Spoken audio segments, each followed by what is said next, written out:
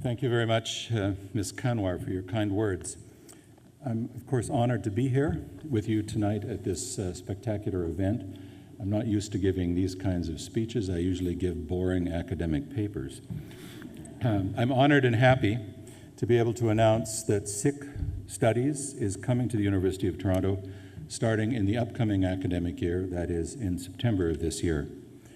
It's been a very exciting journey up to this point. 3 years of fundraising, generous contributions from many people, including many people in this room, and notably the Sikh Foundation of Canada, Dr. Amritpal Panu, and the lead volunteer in this initiative, Dr. Sarab Neelam. But it's really been a much longer journey than that, and I want to say something about the modern study of religion at major universities such as the University of Toronto. When I started out as a young professor in the late 1970s, there is no way that a representative of the Department for the Study of Religion would have been standing before you making this kind of announcement. Back then, the study of religion was concentrated mainly on Judaism and Christianity. That's a tradition that at the University of Toronto goes back about 200 years.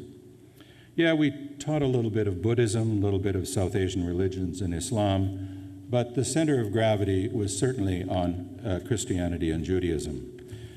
The University of Toronto was founded in 1827 as an Anglican institution called King's College. It took more than 20 years for the college to disengage itself from the Anglican Church and to become a non-denominational institution that it is today. From that point on, the university began a long road of opening up to the world, first to other Christian denominations, then to Jewish immigrants from Europe who had found a place at the now secular University College. Early on in its history, the University of Toronto became the first institution in Canada to start to teach what was then called Oriental Studies, which was mostly Arabic and the study of Islam. But it was only when Canada began to open its doors to immigrants from all around the world, and when Toronto itself became a multicultural and cosmopolitan city, that the university began its transformation into the magnificently open and diverse institution that it is today, where classes in the Faculty of Arts and Science have students now who trace their origins to 5 continents. And it's a real pleasure as an instructor to have such a diverse classroom. It's taken us at the Study of Religion a little time to catch up. The world of scholarship moves very slowly and carefully. We academics devote decades of our lives to the study of extremely narrow topics, in my case, ancient Christianity and Judaism between the period of, let's say, 200 BCE, and I sort of lose interest around 300 of the Common Era. We spend a lot of time writing footnotes. We look through microscopes, not through telescopes. And yet the landscape has changed, and we with it. Today I am proud to say that the university and our department really do reflect the diversity of our city and the diversity of our campus and the world's faith communities. When I began teaching in 1977, almost all my students were white and almost all were Christian. Today, my classes have students who are atheists, Protestant Christians, Catholics, Jews, Muslims, Copts, Ethiopians, Native North Americans, Buddhists, and Sikhs. And today, we're happy to be able to offer courses on the world's 5th most populous religion and to bring onto our faculty a young scholar, a Canadian of Punjabi descent, who will lead the Sikh Studies Initiative. Julie Vij was born in Quebec City. She studied at the Université de Montréal before moving to the University of British Columbia to pursue her PhD studies. Her doctoral research focuses on the 10th Guru, Guru Gobind Singh, and devotional literature of the 18th and 19th centuries. She'll publish that work shortly. She's also published on the Sikh diaspora in Canada, focusing on Sikh women in Montreal.